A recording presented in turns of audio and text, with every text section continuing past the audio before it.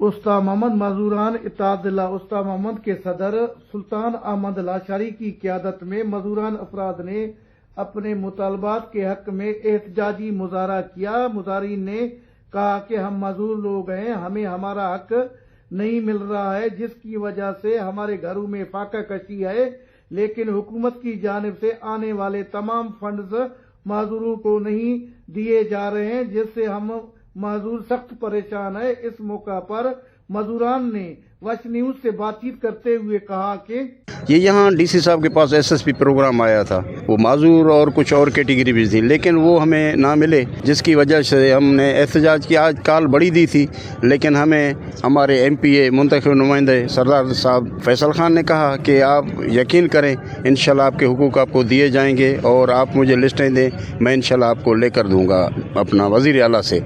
हम अपना एहतजाज रिकॉर्ड करवा रहे हैं। हुकूमत बलूचिस्तान से भी अपील करते हैं, वज़ीर आला बलूचिस्तान से भी अपील करते हैं, अपने डीसी से भी अपील करते हैं और अपने मुंतखब नुमाइंदा से कि हमारे माजूरों के हुकूक दिए जाएं।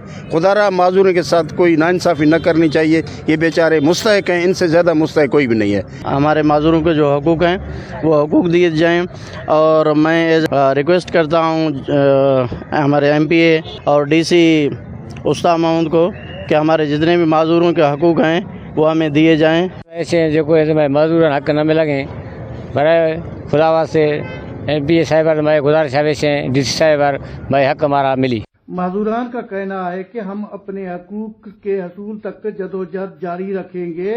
मजदूरान ने हुकूमत बलूचिस्तान और सूबाई वजीर सरदारजादा फैसल खान जमाली से फौरी तौर पर मजदूरान अफराद के मसाइल हल करने, सहूलियात की फराहमी और हकूक की अदायगी को यकीनी बनाने का मुतालबा किया।